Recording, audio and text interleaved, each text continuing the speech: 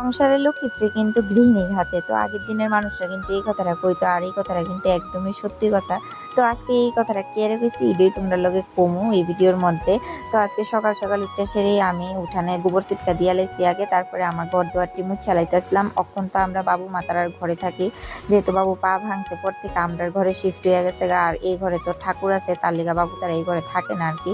আরো 15-20 দিন পরে বাবুর প্লাস্টারটা খুলবো, তারপরে আমরা আবার আগের জায়গায় আয়া পড়ুম। আমরা আপনার ঘরে, বাবু মাতারা এই ঘরে। তো এদিকে আমি আমার ঘরটর মুচ্ছে সে আয়া পড়ছি, উঠানটা ছুড়েছে। আর এদিকে মাও উঠে গেছিল, এরপরে দিয়া সেরা আমি রান্না করতে মুচ্ছা গেছিলাম গা কাপড় চোপড় ভিজাইতে। কাপড়টি ভিজাই সেরা আমি এদিকে বাসন মাজ জ্বালাই।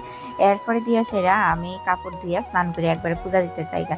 তো তোমরা যে কথাটা কইছি সংসারের লক্ষ্মীশ্রী হয় গৃহিণীর হাতে, এর লিগেই কইছি যে সকাল সকাল উঠতে সেরা যদি তুমি একবার কাজের মিল করে লেতে পারো তইলে কিন্তু তুমি সারাদিনের লিগে ফ্রি হইতে পারবা। আমরা এই দেখো সকালে 6টা কি 6:30টার মধ্যে আমি উঠতে যাই, মা তো আরো আগে উঠে, অনেক সময় একটু লেট হয়।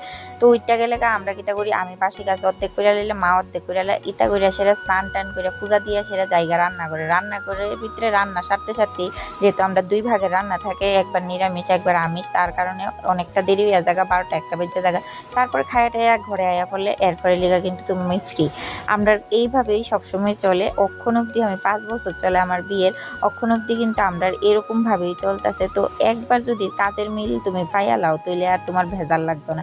এর লিগেই কিন্তু আমি তোমরা লগে এই কথাটা কইতাম। তো আমি দেখো আজকে সকাল সকাল স্নান টান করে সেরে এদিকে কাপড় চোপড় মেললা সেরা আমি ঠাকুর পূজা দিয়া লাইছিলাম। এরপরে আমার পুত্রধন তো উঠতে গেছিলো, শাশুড়ি মা রাখছিল কতক্ষণ।